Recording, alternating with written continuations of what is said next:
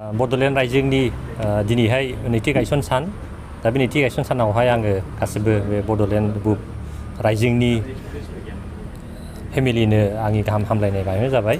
Best wishes Bodoland रायजोआ दिनैहाय नैथि बोसोराव आगान होदों, बेबायदियैनो जुगे जुगे जौगालांबाय थादों आरो जोंनि समाजनि जे निउसफोरखौहाय पाब्लिकनि गेजेरावहाय होयो आरो जौगानायनि लामायावहाय आगान होयो आरो समाजनो ससियेल सार्भिस हिसाबै खामानि मावलाङो। बेखौनो आंनि हामलायथि बावहरनाय जाबाय। गोजोन्थों।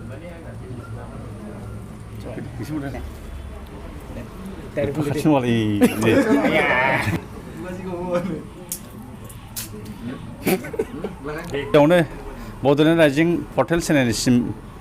आङो गिबियाव हामलायथि होदों। दिनै बिथांमोना गोबां दुखु खस्थ'नि गेजेरजों दिनै नैथि गायसनथाइ सानखौ फालिदों।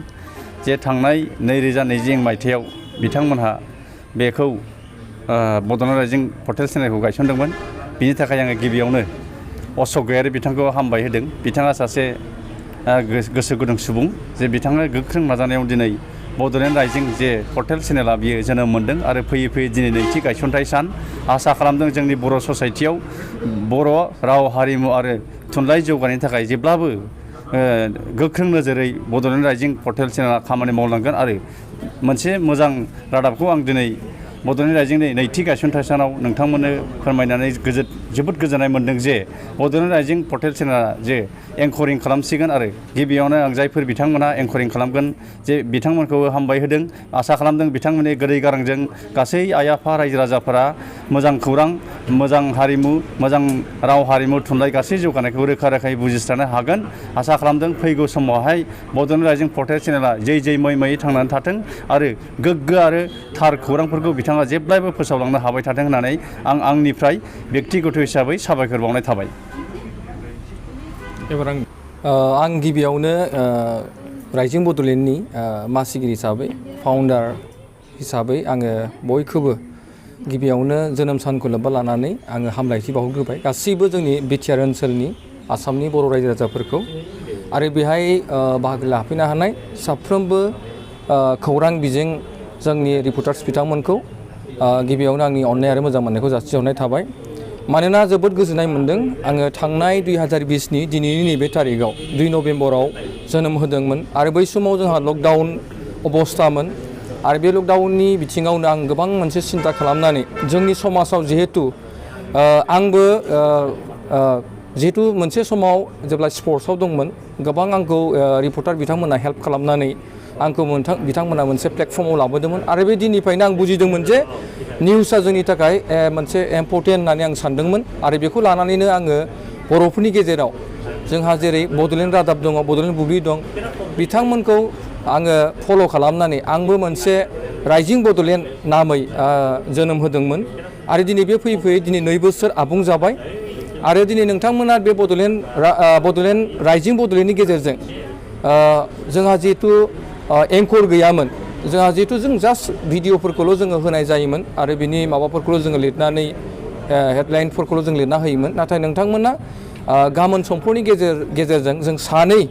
आइजोफोरखौ जोङो एपइन्टमेन्ट हिसाबै बिथांमोनखौ एंकर जों थिसननानै लानाय जाबाय आरो बिथांमोना मोजां खौरांफोरखौ बुथुमनानै बिथांमोना रायजोनि गेजेराव गुवार भाबै बिथांमोना बेखेवनानै होगोन होननानै आं सानो आरो आं आसा खालामो बे राइजिं बड'लेण्डखौ जोंनि बिटिआर ओनसोलनि मोनफ्रोमबो खना खनलायाव गोग्लैसोनानै थानाय जोंनि आइ आफा, बिदा फंबाय, जोंनि समाजनि मोजां गाज्रि गासैखौबो नोजोर होनानै जोङो बे खौरांनि गेजेरजों दिन्थिनायनि मोनसे जि उद्देश्यखौ जोङो लादों आरो आं सानो जोंनि जि राइजिं बड'लेण्डनि टिमफोर दं, बे टिमफोरा जाहाथे मोजाङै खामानि मावलांगोन आरो बेखौनो मोनसे कन्ट्रभार्सिया जाहाथे फैया। आं जेब्लायबो बेखौ मालिक हिसाबै नोजोर बोबाय थागोन। बेहाय बयनिबो जोङो जायफ्रा दिनै जोंनि गेजेराव गोबां टेलेन्टफोर दङ, जायफ्रा दिनै जोंनाव गोबां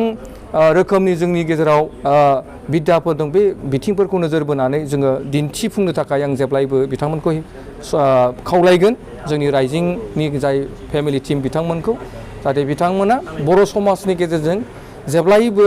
नैबे मोनसे राइजिं बड'लेण्डनि गेजेरजों जाहाथे जोंनि मिन्थियै बाथ्राफोरखौ जाहाथे बिथांमोना गुवार भाबै मिथिलांनो मोनगोन होननानै आं आसा खालामदों। आं बेनिखायनो दिनै जोबोद गोजोननाय मोन्दों। सासे फिसाब्लाबो मोनसे जोङो निउस पर्टेल चेनेल जिहेतु आं सानदों जे जोंनि गोबां सेंग्रा सिख्ला लाइमोनफ्रा गोबां रोंगौथिफोर दङ नाथाय बिथांमोननो जों दिनै मोनसे प्लेटफर्म होनो हायाखैमोन दा आं सानदों नैबेखौ जों मोनसे इन्डास्ट्रि मोनसे लेभेलजों जों बोरै लांनो हायो आं बिनि थाखायबो मोनसे सिन्था खालामबाय थादों आरो बेनि गेजेराव जों माखासे जोंनि गोरों माने इउथ्सफोर आरो लाइमोनफोरखौ जाहाथे जों एंगेज खालामनानै जाहाथे बे खौरां बिजोंनि गेजेरजोंबो जों थांनानै थानो हायो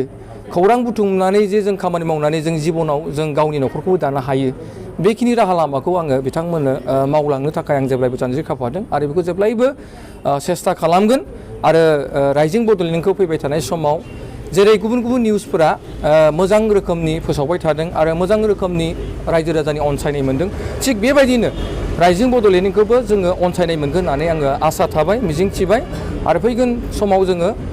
बिनिफ्राय साबसिन हामसिन नोंथांमोननि गेजेराव जों फोसावलांगोन होननानै आसा खालामनानै दिनैनि बे जोनोम सानखौ लोब्बा लानानै आं बयखौबो फिन खेबसे आंनि अननाय मोजां मोननायखौ जासिनानै जों गासैबो रायजोनो बेखिनिखौनो मिथिहरबाय आरो गोजोन्थों।